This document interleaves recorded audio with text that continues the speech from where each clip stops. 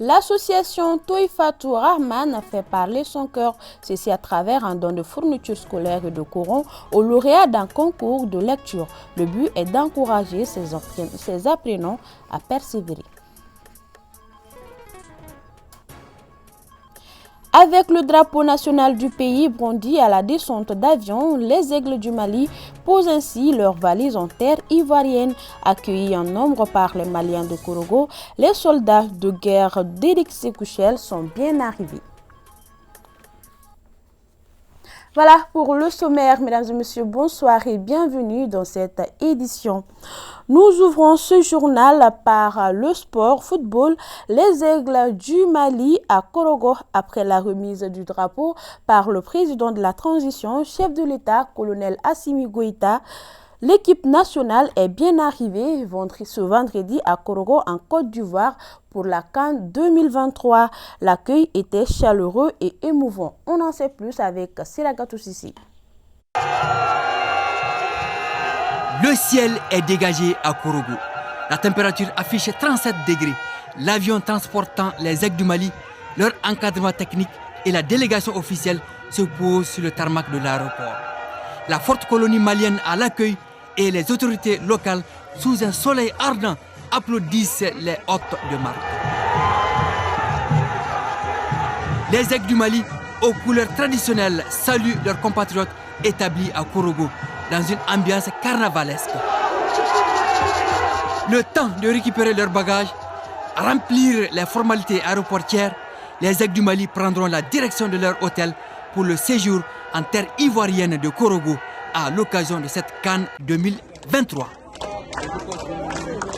Donc aux Aigles du Mali, dans le même registre, le groupe F de la CAN 2023, composé de la RD Congo, du Maroc, de la Tanzanie et de la Zambie, sera l'un des plus excitants du tournoi en Côte d'Ivoire. Alors que 3 de ces pays ont déjà remporté la CAN, le groupe F du tournoi est l'un des plus élevés. Cela promet des beaux duels, mais aussi des surprises intéressantes. Famourou Djourté nous présente les équipes du groupe F de la CAN 2023. Les matchs du groupe F de la CAN 2023 se dérouleront à San Pedro, à l'exception du match entre la Tanzanie et la République démocratique du Congo, troisième journée qui aura lieu à Korogo. Les Taifa Stars de la Tanzanie sont l'une des équipes montantes du football africain. Après avoir pris part aux phases finales de 1980 et 2019 de la CAN, la Tanzanie fait sa troisième apparition dans le tournoi. Malgré qu'il n'y ait jamais dépassé l'étape des phases de groupe, les Taifa Stars ont été une épine dans les bottes des grandes nations. Accrochés 1-1 lors de l'édition de 1980 au Nigeria, la Côte d'Ivoire en sait quelque chose. Comptant sur le collectif de son équipe, Adel Amrouche devra briser la malédiction que traîne la Tanzanie. En 6 matchs disputés lors des phases finales de la CAN, le pays d'Afrique australe n'a jamais remporté la moindre victoire. Les Tipolopolo de la Zambie sont l'une des équipes à craindre dans ce tournoi en Côte d'Ivoire. Ils ont remporté le tournoi à la surprise générale en 2012, un moment de gloire dédié aux héros tragiquement disparus du terrible accident d'avion en 1993. Les Zambiens seront à leur 15e participation à la CAN. La Zambie cherchera à créer une nouvelle sensation pour leur retour dans la compétition après 3 éditions d'absence. Grande nation du football africain, le Maroc l'est moins à la CAN.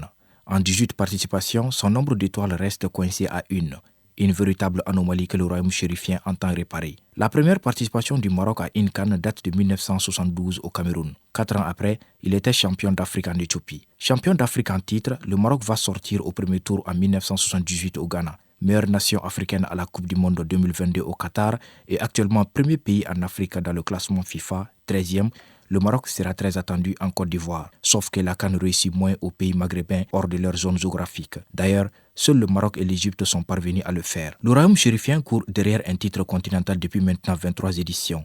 Et si la CAN 2023 est l'année de la rédemption pour les Lions de l'Atlas du Maroc. La République démocratique du Congo est de retour dans le tournoi après avoir raté l'édition précédente. Les Léopards feront leur 20e apparition dans l'histoire de la CAN en Côte d'Ivoire. Championne en 1968 et 1974, la RDC reste toujours une équipe surprenante. Lors de leur dernier tournoi en 2019, les Léopards ont échoué en 8e de finale contre une remarquable équipe de Madagascar. L'attaquant de Galatasaray Cédric Bakambu reste l'homme à abattre dans l'effectif dirigé par Sébastien Desabre. Sur un tout autre sujet, la direction générale de l'ORTM et le comité syndical ont présenté ce matin leurs vœux au personnel à l'occasion du Nouvel An, occasion d'évoquer certaines réalisations au titre de l'exercice écoulé en dépit des difficultés. Parmi les acquis, on retient notamment l'accompagnement des autorités de la transition à travers la couverture des activités phares. En perspective, le comité syndical se propose d'organiser en février prochain sa traditionnelle Miss ORTM. Reportage Tiamoro Konaté avec la voix de Cheikh Oumar Kamara. Le directeur général de l'ORTM et le secrétaire général du comité syndical face au personnel pour un seul motif, la traditionnelle présentation de vœux au seuil du nouvel an, occasion de faire un tour d'horizon de la situation globale de la structure. 2023, comme dans bien d'autres structures, aura été difficile pour l'ORTM qui a tout de même résisté aux intempéries. Le 14 janvier, on nous a challengé pour la journée de la souveraineté retrouvée. Le 20 janvier, la fête de l'armée. Le 22 mars, souvenez-vous, c'était l'anniversaire de la chaîne 2 couplé à l'anniversaire de ORTM 2 avec le bal de costume traditionnel qu'on a mis bien évidemment en avant au CICB. Il y a eu également cette coproduction que nous avons réalisée avec la RTG, la radio-télévision de la Guinée, à travers l'émission Lambétigui. C'était une première, en tout cas pour l'ORTM, une réussite également. La couverture intégrale du référendum sur l'ensemble du territoire national, la vulgarisation de la nouvelle constitution, la vulgarisation des textes de loi sur le secteur minier, la signature du pacte de stabilité avec les différents syndicats, la couverture intégrale de la biennale artistique et culturelle à Mopti en juillet 2023, la visite du président de la transition à Ségou, à Caille, le sommet Russie-Afrique avec la participation du président de la transition qui était à la tête d'une forte délégation. Et souvenez-vous que c'est à partir de cette visite que nous avons eu l'occasion de signer ce partenariat avec Russia Today, ORTM Russia Today. La liste n'est pas exhaustive. S'agissant des perspectives, le comité syndical entend réunir avec la tradition en organisant la soirée Miss ORTM. Mais il faut au préalable transcender certaines anicroches qui sous-entendent le retard accusé dans le processus. Pour la nuit ORTM, nous avons décidé le thème pour cette année qui est soutenant l'armée malienne pour la cohésion sociale et la stabilité intégrale du Mali. La phase régionale sont prévues entre le 15 janvier et le 5 février 2024. La Miss Bamako, vendredi 9 février. Nous comptons mobiliser tous les personnels de l'ORTM, la direction de l'ORTM autour de ces événements. Très bientôt, nous allons fêter le 20 janvier, c'est la fête de l'armée. Et les programmes ont été proposés aux autorités. Nous allons le dérouler très bientôt. C'est un programme que vous connaissez, que vous mettrez, monsieur le secrétaire général. C'est vraiment un programme ambitieux. C'est vrai que ça coïncide avec la CAN, mais cela n'empêche, nous allons mettre un accent particulier avec la DIRPA sur les actions de nos forces armées de défense et de sécurité. À présent, administrateurs et agents tous se projettent dans le futur. La séance a été conclue en souhaitant bonne chance aux Aigles du Mali à la Coupe d'Afrique des Nations. Je le disais, au sommaire, remise de prix aux lauréats du concours de lecture de Coran à l'initiative de l'association Toifatou Rahman. C'était autour du thème Entente, Union et Cohésion sociale. Le but est d'encourager les apprenants à continuer sur la dynamique enclenchée. Il était présent de nombreux invités, parmi lesquels des imams et des maîtres coraniques. Cheikh Oumar Kamara.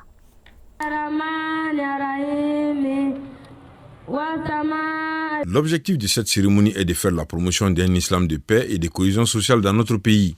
Il s'agit pour l'association Toifatou Rahman de mieux faire comprendre la religion musulmane à travers des sensibilisations et encouragements aux apprenants des cours coraniques.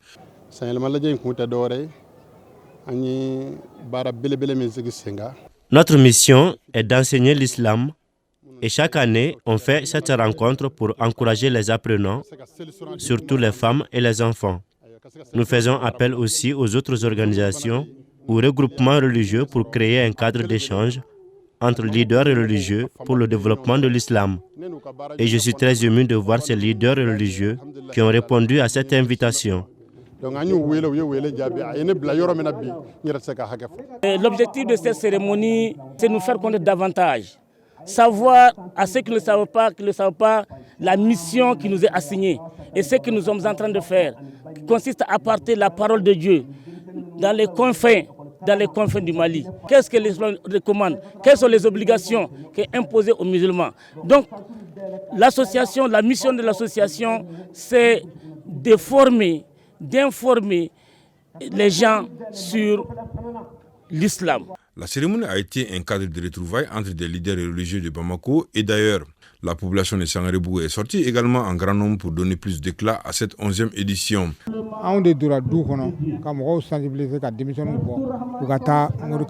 Nous sommes ceux qui ont accompagné cette initiative dès le début. À l'époque, je n'étais même pas chef de quartier de Sangarebougou. Et aujourd'hui, voir tout ce monde participer, je suis très content et je les félicite pour le travail bien fait.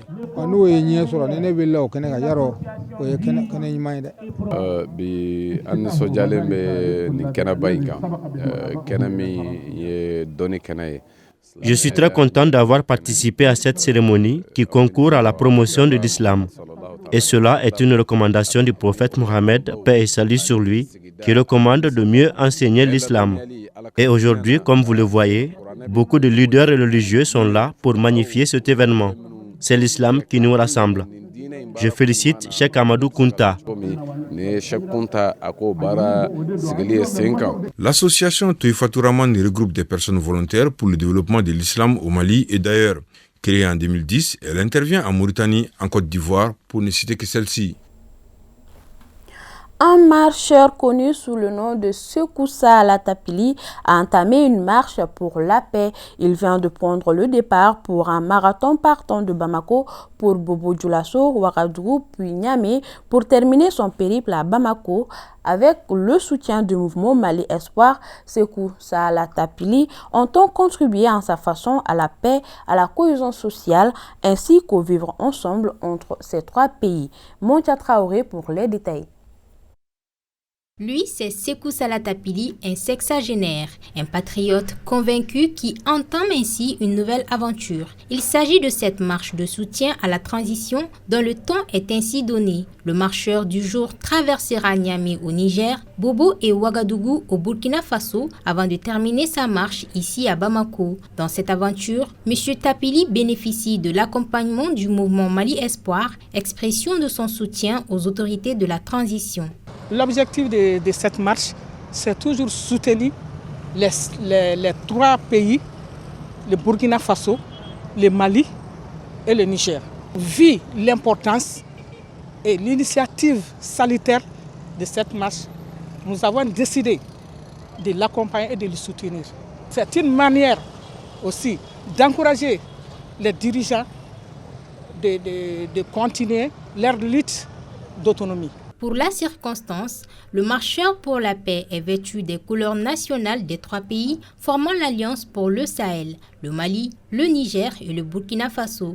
C'est après le coucher du soleil qu'il a pris le chemin, portant son sac au dos et son drapeau. Cette action patriotique, Sekoussa Latapili le mène depuis 13 ans. Malgré son grand âge, il continue de baver vents et marées parcourant des centaines de kilomètres. Bon, on commençait ça ici pour aller Bobo. Bobo Ouaga, de Ouaga Niamey, de Niamey et retour à Bamako. Après, j'entends de faire le travail de 3 mois comme ça. Ouais, parce que les janvier, février, mars, le mouvement Mali Espoir, Mboufo, Walumandon, la marche, dont le temps est ainsi donné, devra durer 3 mois. Avant son départ, la présidente du mouvement Mali Espoir lui a remis une enveloppe symbolique en guise d'encouragement. Bon courage donc à Sekoussa Latapili. Ainsi prend fin cette édition. Merci à vous de l'avoir suivi. Juste après moi, suivez l'édition Kibarou avec Daouda Kouni. Quant à moi, je vous retrouve demain à la même heure et avec le même plaisir. Bonsoir.